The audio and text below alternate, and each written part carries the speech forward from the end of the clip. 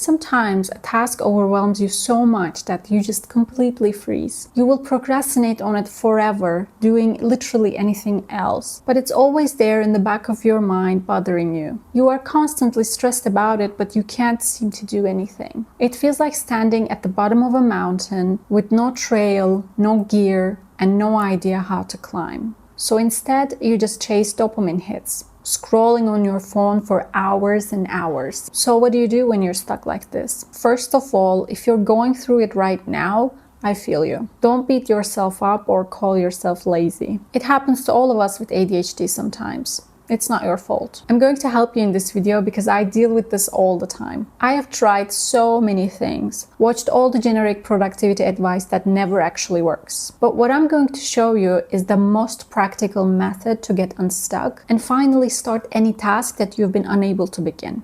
So stick with me. So let's walk through this with an example. You can use this method for anything, but let's say I'm in college and I have an exam coming up in 3 days. I haven't studied at all this term, time is running out, and I have no idea where to even start. I'm completely stuck. This is our scenario. And not being able to start is actually the worst part. That's always our biggest problem. We just can't get ourselves to begin. If we could just start things, life would be so much easier. So how do we actually start? First, set a timer. You can use your phone, a timer app, whatever works. And give yourself just 2 minutes. That's it. 2 minutes to do the absolute tiniest thing that you could possibly do for this task. What's the tiniest step? Maybe it is just opening the textbook or opening your laptop or pulling up the website where your study materials are. Just look around for 2 minutes. Once those 2 minutes are up, you're done. You did something. Even that tiny accomplishment gives you a little dopamine hit.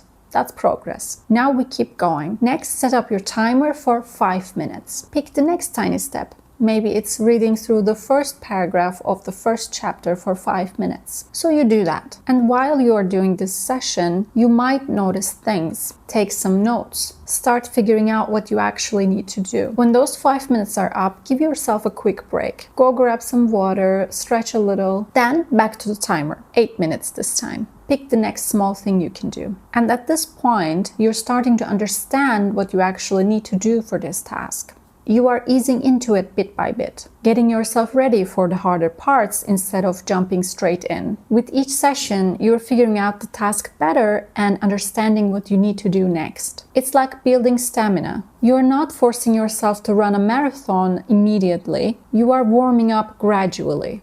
And while you are doing these sessions, don't forget to give yourself those little breaks along the way. Then we do 10 minutes. By the way, if you want to stay even more focused during these sessions, you can write down what you're doing as you go. It's called interstitial journaling and it really helps ADHD. I have a whole video explaining it, and if you want, you can check it out. I will leave a link in the description for you. Okay, at this point, flip to a fresh page in your notebook and draw yourself a progress tracker. By this point, you have figured out roughly how much time you need for this whole task. That first bit was exploration. So now you're thinking, okay, I probably need about 10 hours total to study for this exam. Your tracker doesn't have to track time, by the way. You could track pages. Like if you need to study 100 pages, make 100 boxes. But let's stick with time for this example. I'm going to draw a tracker with boxes for 10 hours total. Each individual box represents 1 minute of studying. So that's 600 little boxes total. And how much have we studied so far? We did 2, 5, 8, and 10, which is 25 minutes. So we color in 25 boxes. And we will keep coloring in more boxes as we keep studying. ADHD brains love visual progress. Actually seeing how far you've come, physically filling in boxes, that gives us dopamine and makes us want to keep going. One more box filled feels so good. It gives us motivation to do more. All right, back to work. Now we do 15 minutes, then 20 minutes, and then 25 minutes. And we keep filling in those boxes on our tracker as we go. After that, it's time for a real break. Your break should give you dopamine, but healthy dopamine. So go for a walk, do some stretching, listen to music, make yourself a snack. Something that feels good, but won't suck you back into endless scrolling. Then we start the cycle over again. Since you're not stuck anymore, you might not need to start all the way back at 2 minutes. But you also might.